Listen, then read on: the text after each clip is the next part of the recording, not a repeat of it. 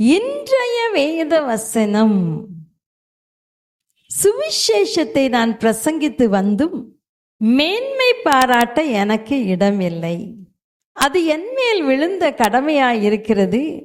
சுவிசேஷத்தை நான் பிரசங்கியாதிருந்தால் எனக்கு ஐயோ. 1 கொரிந்தியர் 9:16. இந்திய தேசத்துக்கு இயேசு கிறிஸ்து தம்முடைய சீஷன் தோமாவை சுவிசேஷகனாக அனுப்பினார். இயேசு மரித்து பரலோகத்துக்கு எழுந்த பிறகு 12 சீடர்களும் கூடி சீட்டு போட்டார்களாம், யார் யார் எந்தெந்த தேசத்துக்கு போவதென்று சொல்லி.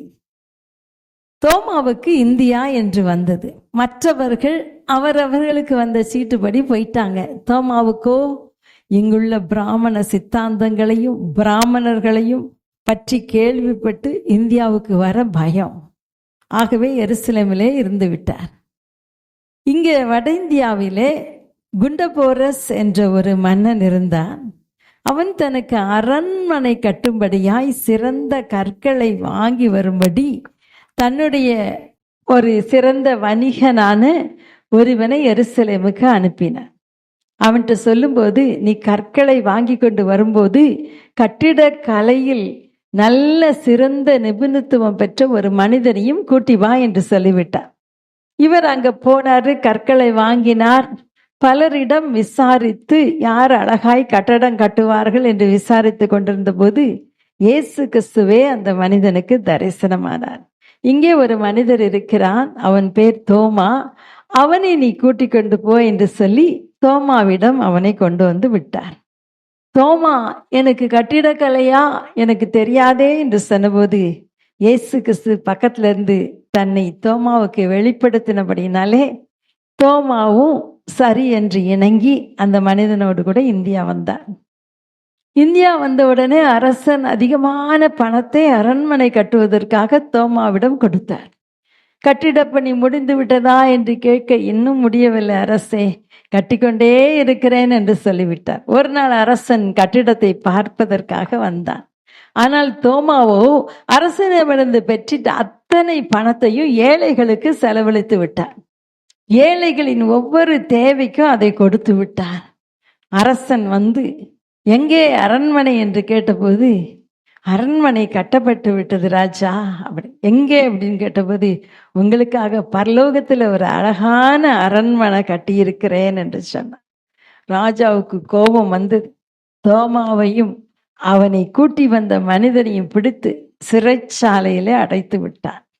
அந்த நாட்களிலே இந்த அரசனின் அண்ணன் காட் என்ற ஒரு அரசன் மிகுந்த சுகவீனமாகி மரண படுக்கையிலே கிடந்தான். அப்பொழுது அவன் ஒரு கனவு கண்டான். அவனை தேவதூதர்கள் பரலோகத்துக்கு கொண்டு போனதாகவும் அங்கே ஒரு அழகான மாளிகை தன்னுடைய தம்பி குண்டபோரஸ்காக கட்டப்பட்டிருப்பதையும் அவன் பார்க்கிறான்.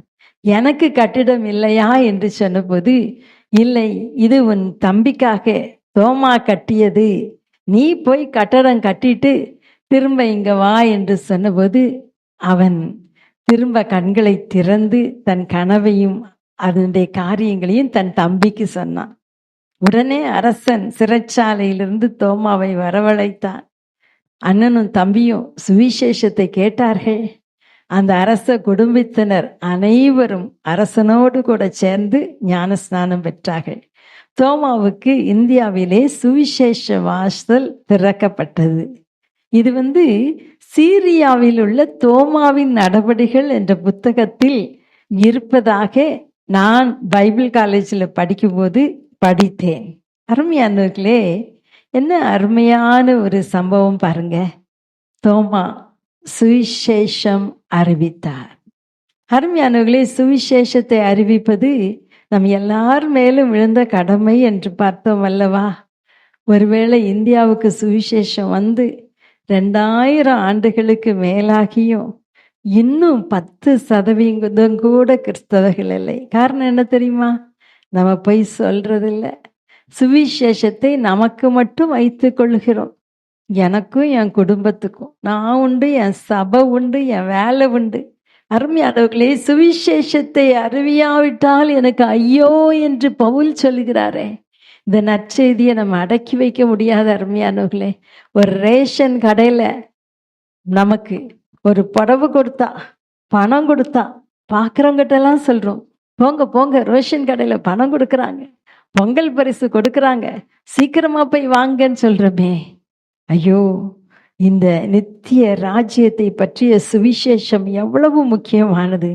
இதை நாம் எவ்வளவு தீவிரமாய் அறிவிக்க வேண்டும். சொல்லலாமா? நம்ம பெற்ற ரட்சிப்பை ஒரு நாள் அடக்கி வைக்க வேண்டாம் அருமையானவர்களே. அன்பின் தகப்பனே, இந்த அருமையான ஜெப நேரத்துல ஆண்டவரே, இயேசு கிறிஸ்துவின் நற்செய்தியை நாங்களும் வெட்கப்படாமல் மற்றவர்களுக்கு அறிவிக்க கிருபை தாங்க. ஒரு சிலரையாவது நரக அக்கினியிலிருந்து இழுத்து விட எங்களுக்கு பலன் தாங்க. இயேசுவின் நாமத்தில் பிதாவே, ஆமேன், ஆமேன். இயன்ற மட்டும் சுவிசேஷம் சொல்ல வேண்டுமே. எந்த இயேசுவே இரட்சகரே, என் ஏக்கம் நோக்கம் அதுவே.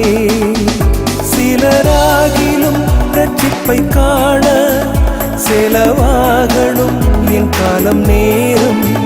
சிலராகிலும் ரட்சிப்பை காண செலவாகணும் என் காலம் நேரம். என்னால் இயன்ற மட்டும் சுவிசேஷம் சொல்ல வேண்டுமே. எந்த இயேசுவே இரட்சகரே, என் ஏக்கம் நோக்கம் அதுவே.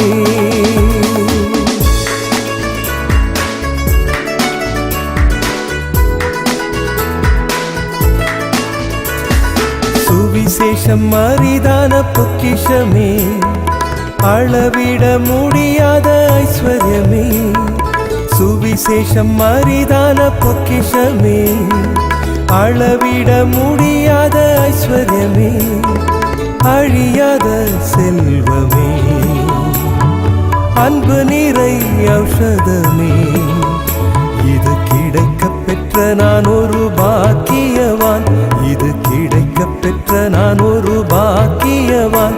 சிலராகிலும் ரட்சிப்பை காண செலவாகணும் என் காலம் நேரம். சிலராகிலும் ரட்சிப்பை காண செலவாகணும் என் காலம் நேரம். என்னால் இயன்ற மட்டும் சுவிசேஷம் சொல்ல வேண்டுமே. எந்த இயேசுவே இரட்சகரே, என் ஏக்கம் நோக்கம் அதுவே.